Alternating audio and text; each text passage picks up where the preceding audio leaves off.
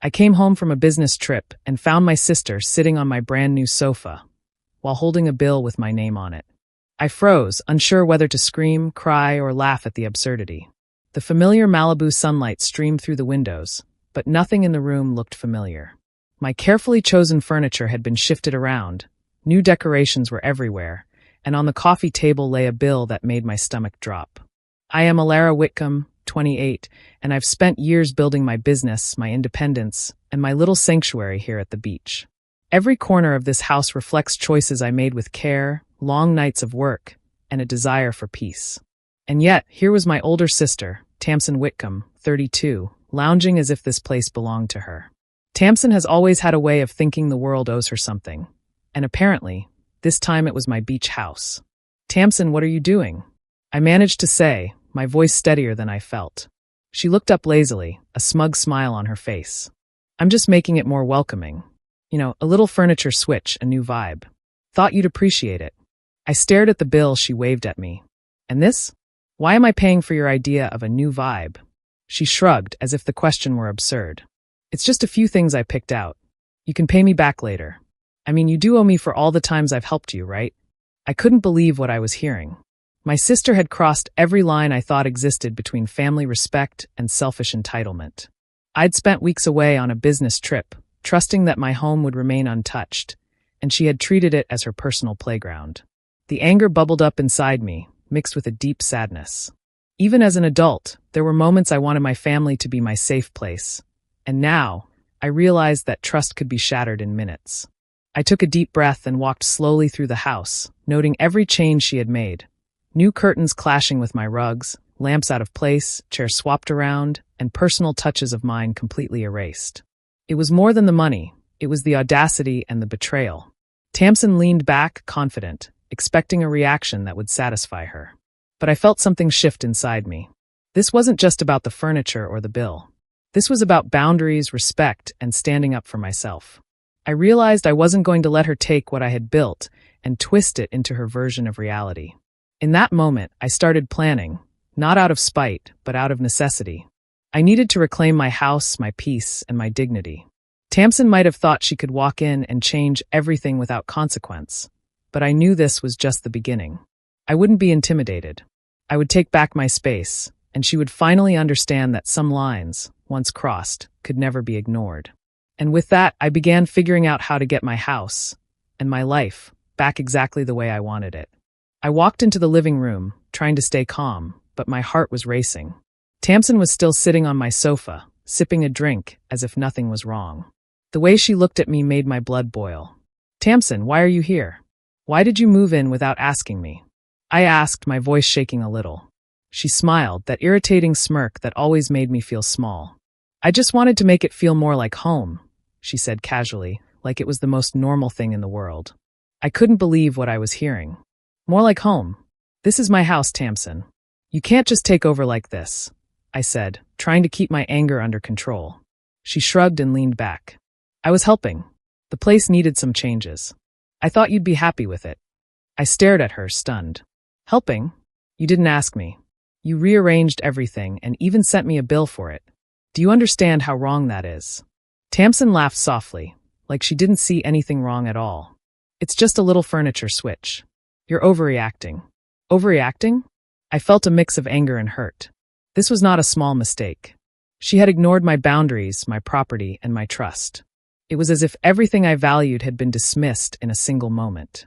"I can't believe you think this is okay," I said, my voice firmer now. "You can't just walk into my house and act like it belongs to you." She didn't move. She didn't look guilty.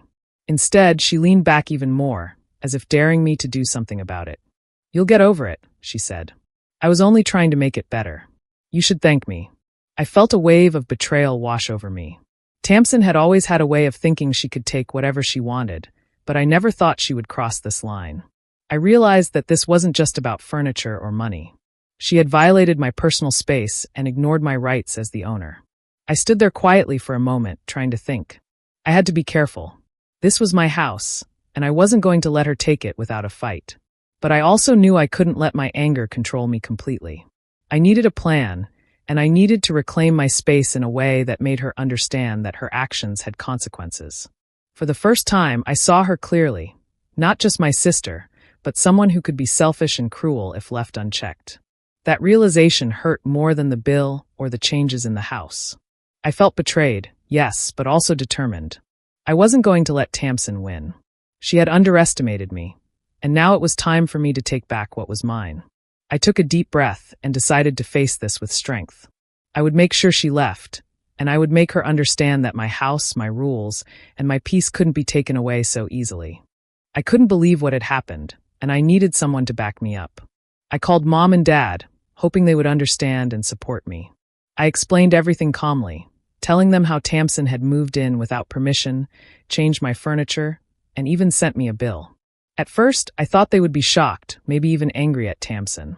But instead, they sounded dismissive. Mom said, "Alara, she didn't mean any harm. She was just trying to help you make the house feel nicer." I blinked, not sure I had heard correctly. "Help me?"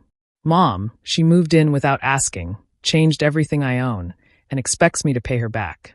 How is that helping?" Dad chimed in. "Maybe you're being too strict.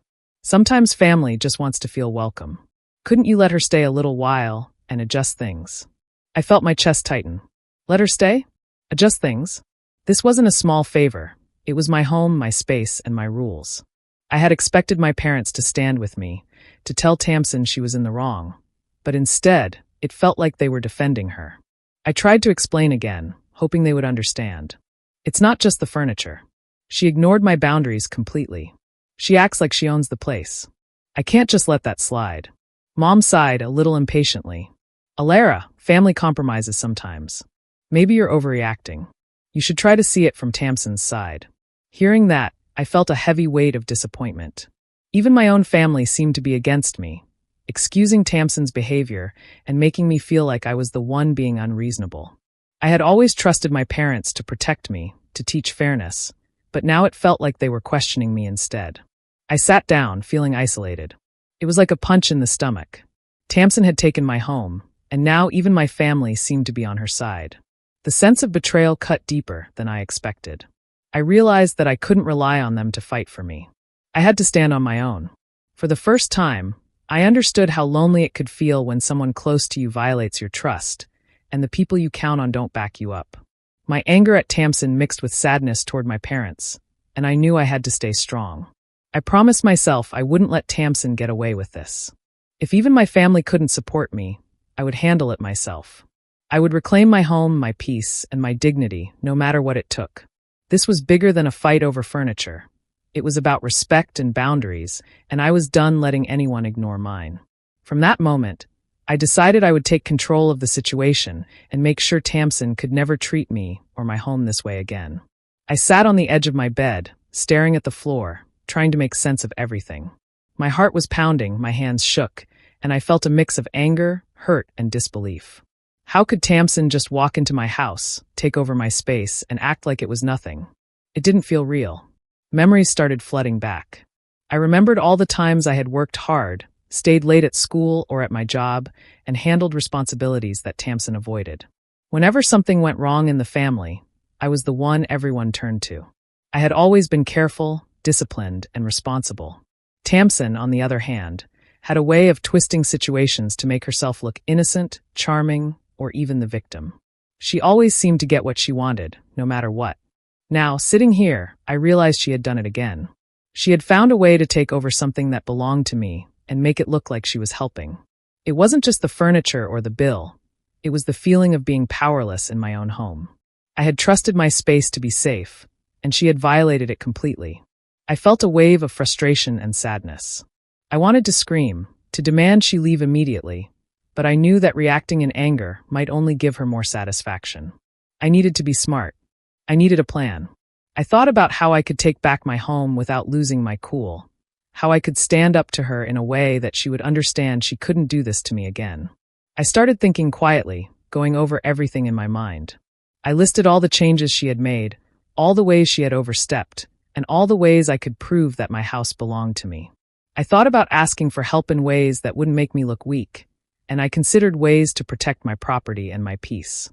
At the same time, I reminded myself why I had built this house, why I worked so hard to make it mine. Every decision I had made, Every piece of furniture I had chosen reflected who I was and what I valued. Letting Tamsin control it, even for a moment, felt like letting her control my life. So, as much as I felt hurt and betrayed, I also felt a spark of determination. I realized that this was not just about reclaiming a house. It was about reclaiming my dignity. I began quietly planning how I would confront her, how I would make sure she understood the boundaries she had crossed, and how I would restore the peace that she had taken from me. For the first time that day, I felt a small sense of control return. I knew it wouldn't be easy, but I also knew I was not going to let Tamsin win. I would get my space back, and I would do it on my terms. I started going through the house carefully, taking note of every change Tamsin had made. Every moved chair, every new decoration, every item that didn't belong where I had left it, I wrote it all down. I even took pictures of the furniture she had swapped and the personal items she had rearranged. I wanted to make sure I had a clear record of everything she had done. Then I gathered the bills she had sent me, the ones for things she claimed to have improved. Each one made my blood boil. I stacked them neatly on my desk, looking at them as proof of her audacity. It felt strange, keeping these reminders of her betrayal, but I knew I needed them. I couldn't confront her without solid evidence. After that, I decided it was time to understand my rights. I contacted a lawyer discreetly, explaining the situation without giving away too much. I wanted to know exactly what I could do to protect my property and make sure Tamsin couldn't continue to take advantage of me. The lawyer explained my options clearly, giving me confidence that I had the law on my side if things escalated. While I was busy preparing, Tamsin remained completely unaware. She lounged in the living room, acting as if she owned the place, smiling and chatting casually, never suspecting that I was quietly building my case. It made me realize just how careless she had been, how overconfident she was in thinking I wouldn't take action.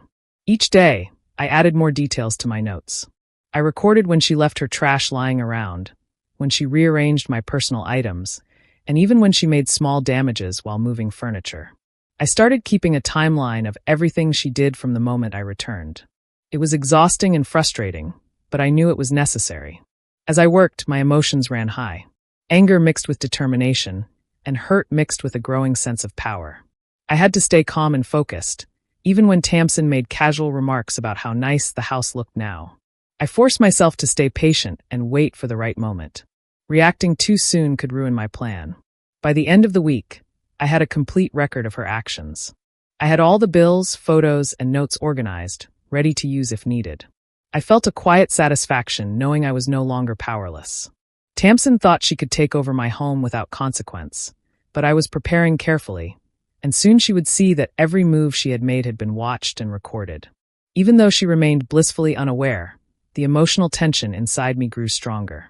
I was ready to reclaim my house and my peace, and I knew that when the time came, I would be fully prepared.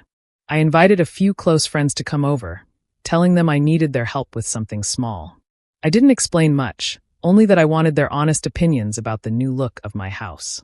They knew me well enough to understand I wouldn't ask unless it mattered, so they agreed without hesitation. When they arrived, I greeted them warmly and led them inside. Tamsin was in the living room, pretending to be relaxed, but I could see the surprise on her face. She hadn't expected guests. I introduced everyone calmly, acting as if this was nothing more than a casual visit. I wanted to get some opinions on the changes, I said lightly, pretending to sound open-minded. Since Tamsin updated the place, I want to know what others think. My friends nodded politely and began walking around the room, examining everything she had done. They didn't raise their voices or act rude, but their comments were gentle and sharp at the same time. One of them looked at a lamp Tamsin had chosen and said, "This doesn't really match the rest of the room. It feels a bit out of place." Another studied the curtains and added, "These clash with the walls. The original ones were much better." Someone else glanced at a chair she had moved and whispered, "Why put this here? It blocks the space." Each remark was soft, almost harmless, but I could see them landing. Tamsin forced a smile, her eyes narrowing slightly as she listened. Her confidence wavered, and for the first time, she didn't look completely sure of herself. She tried to defend her choices, but my friends kept their tone calm, offering their thoughts without arguing. As they continued walking around, Tamsin's posture stiffened. The smirk she always carried faded a little. I could see the discomfort growing in her eyes, even though she tried to pretend she wasn't bothered. She crossed her arms, tapping her foot lightly, the way she always did when she felt cornered. Every quiet comment made her shift nervously. She wasn't used to people questioning her decisions, especially not in front of me. She had always acted like whatever she did was perfect. But now, hearing real opinions from people she couldn't dismiss so easily, she began to feel exposed. I didn't add anything. I simply listened and watched, keeping my face neutral. The room felt heavy with an unspoken truth.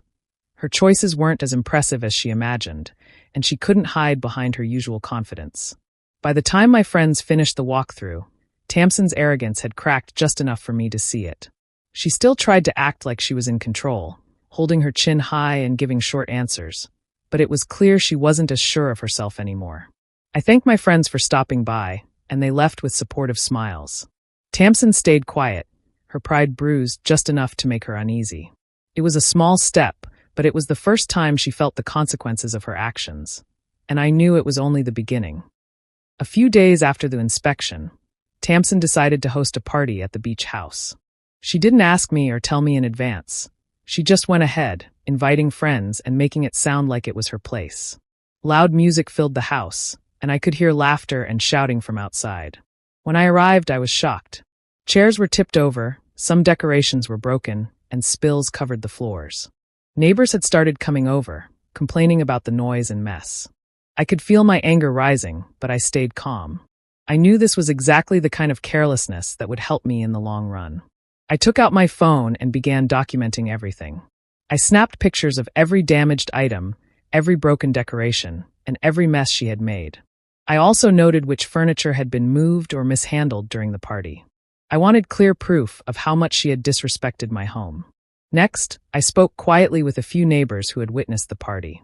They agreed to give short statements about the noise and the mess. Some even mentioned seeing people spill drinks on furniture and knock over lamps. Their accounts confirmed what I had already recorded and made the situation undeniable. Tamsin didn't seem to care at all while it was happening. She laughed and danced, completely unaware that each moment of carelessness was being watched and recorded. Her confidence made me smile quietly to myself. She thought she could get away with anything, but she was giving me everything I needed to take action. After the party ended and the guests left, I walked through the house again, taking detailed notes about everything that had been damaged. I listed items that needed repair or replacement and wrote down the costs. The stack of photos, statements, and notes was growing fast. I could feel my plan starting to take shape. Tamsin eventually came over, still in high spirits from her party. She casually mentioned how fun it had been and how everyone loved the new look. I kept my face neutral and didn't respond. Inside, I was already thinking about how to use all the evidence I had gathered. Her carelessness had made it easy for me to build a strong case. For the first time, I felt like I had the upper hand. Every move she had made, every act of thoughtlessness, was proof that she didn't respect my house or my rules. I realized that her arrogance and lack of foresight were exactly what I needed to reclaim my home fully. By the end of that day, I had everything I needed to move forward. Photos, notes, witness statements, and a clear record of her disregard for my property. Tamsin had thought she was in control, but her mistake had only sped up my plan. I could feel the momentum shifting. Soon, she wouldn't be able to deny what she had done, and I would finally take back my house. I waited until Tamsin was in the living room before I spoke.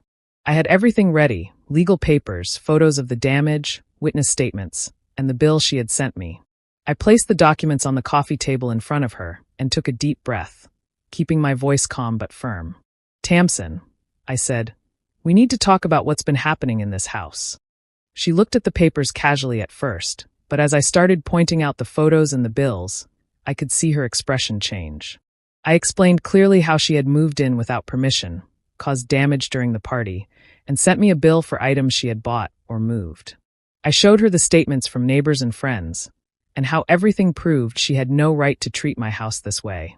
"I've been patient," I said. "I gave you chances to leave. I tried to handle this calmly, but now it's clear you don't respect me or my property. You need to leave immediately. If you don't, there will be legal consequences." She froze.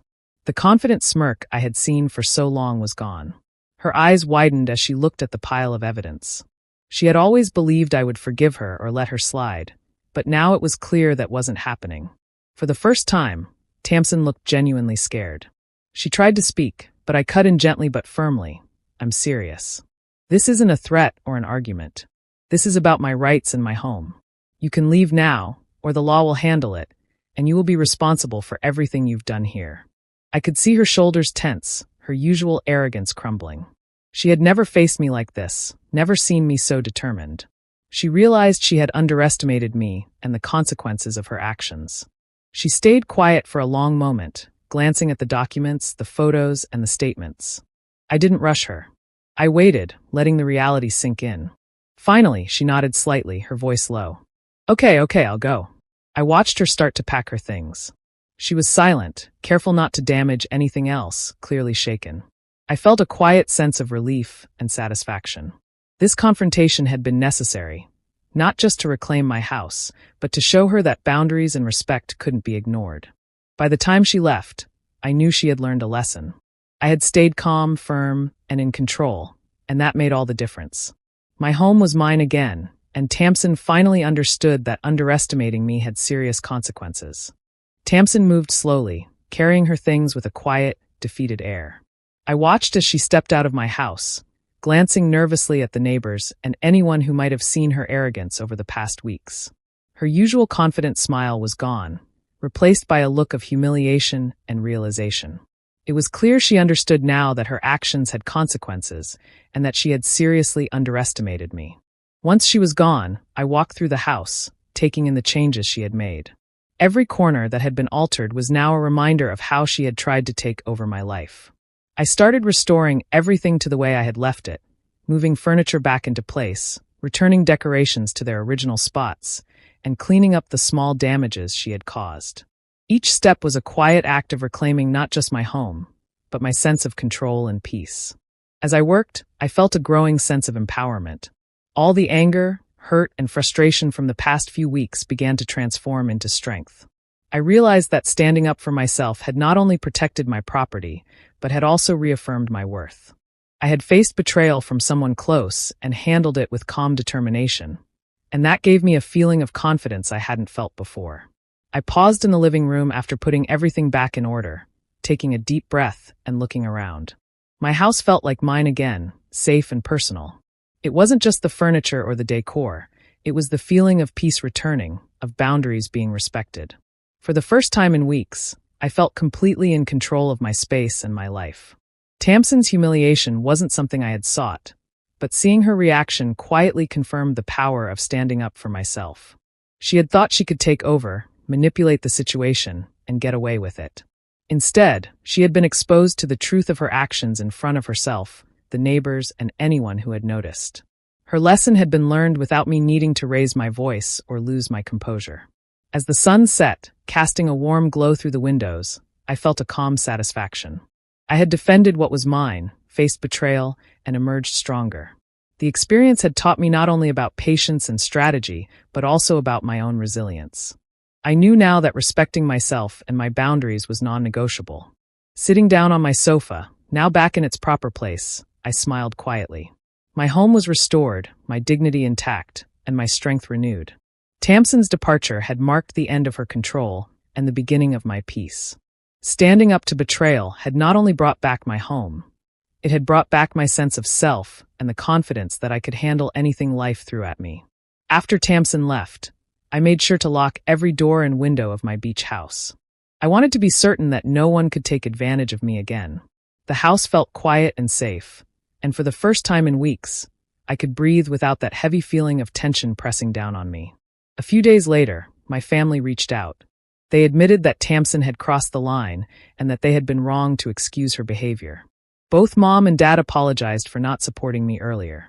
It felt strange at first, hearing them acknowledge her entitlement, but it was also comforting. Finally, I didn't feel alone in my anger and disappointment. I thought about everything that had happened, the shock of finding Tamsin in my home, the way my family had initially sided with her, and the careful steps I had taken to reclaim my space. Every moment of planning, every piece of evidence I had gathered, and every quiet act of strategy had brought me to this point. I realized that my patience had been just as important as my courage. I hadn't rushed, and that had made all the difference. Standing in the living room, now peaceful and organized again, I reflected on what I had learned. True power didn't come from yelling or confrontation alone. It came from calm thinking, planning, and facing betrayal with dignity. I hadn't just defended my house. I had proven to myself that I could handle difficult situations without losing control. Looking around at my restored home, I felt a deep sense of satisfaction. This house wasn't just a building. It was my sanctuary, a place that reflected who I was and the life I had built. I had protected it, and in doing so, I had protected my peace. For the first time in a long time, I could sit quietly, knowing that my boundaries would be respected in the future. Tamsin's actions had tested me, but they had also shown me my own strength. I had turned a situation filled with betrayal and stress into one of empowerment and clarity. As I locked the doors one last time that evening, I smiled to myself. My home was safe, my dignity was intact, and my confidence had grown stronger. I understood now that facing challenges with patience, planning, and resolve allowed me to reclaim what was mine and enjoy it fully. My sanctuary was finally mine again, and I could enjoy it without fear, knowing I had handled everything with strength and grace. Do you think Alara handled her sister the right way, or should she have let Tamsin stay and forgiven her? Share your thoughts in the comments, and don't forget to subscribe and hit the bell for more stories like this.